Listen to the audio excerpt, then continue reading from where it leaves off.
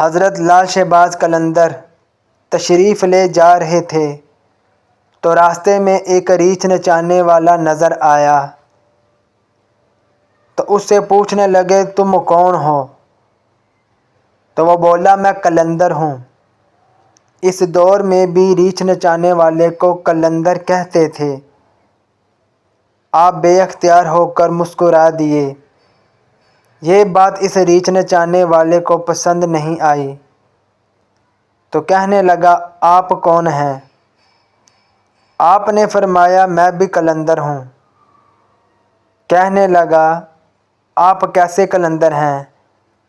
نہ تو آپ کے پاس ریچھ ہے نہ ڈگڈگی، تو آپ تماشا کیسے دکھائیں گے؟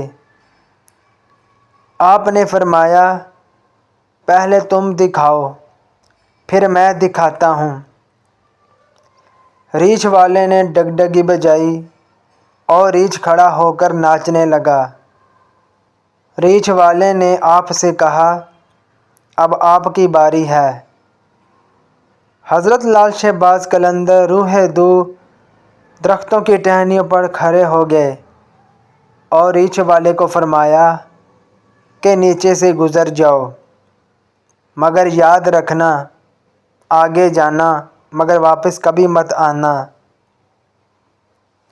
جیسے ہی ریچھ والا نیچے سے گزرا تو ماحول ہی بدل گیا۔ نہ وہ سورج کی گرمی نہ گرد و غبار، جہاں تک نظر دیکھ سکے خوبصورت پہاڑ، سرسبز وادیاں، نہ گرم موسم نہ ٹھنڈا۔ ابھی اسی سوچ میں ہی تھا کہ دیکھا ایک عظیم لشکر سپاہیوں کا گھوڑوں پر سوار تیزی سے اس کی طرف بڑھ رہا ہے۔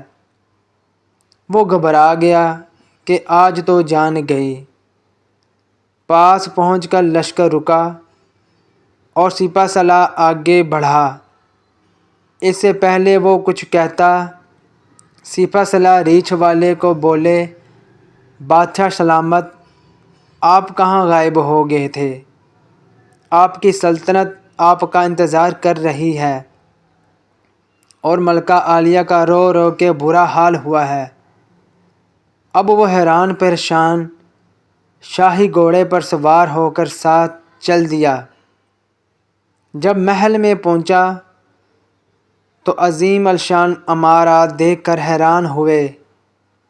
اندر داخل ہوا تو خوبصورت ملکہ گلہ شکوہ کرتی لپٹ گئی۔ کہاں رہ گئے تھے آپ؟ سب بھول کر نہا دھو کے شاہی پوشاک پہن کر تخت پر بیٹھ گیا۔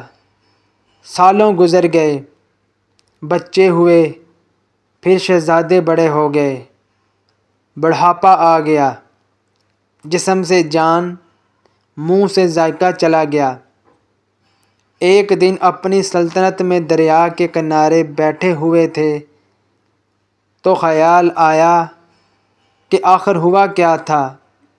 اسی جستجو میں وہیں پہنچا جہاں پر لشکر تھا تو دیکھا وہ درخت اب بھی موجود ہے۔ سوچا چلو دیکھتے ہیں کیا، اور درخت کے بیچ سے گزرا۔ ماحول بدل گیا۔ وہی وقت وہی مقام، سامنے اس کا ریچھ اور ڈگڈگی پڑی ہے، وہی گرمی، وہی گرد و غبار۔ پیچھے دیکھا تو حضرت لال شہباز قلندر کھڑے تھے۔ اس کی حالت غیر ہو گئی۔ بولا جناب، میری سلطنت، میری ملکہ، میرے شہزادے۔ تو لال شہباز نے فرمایا کہ سب تماشا تھا۔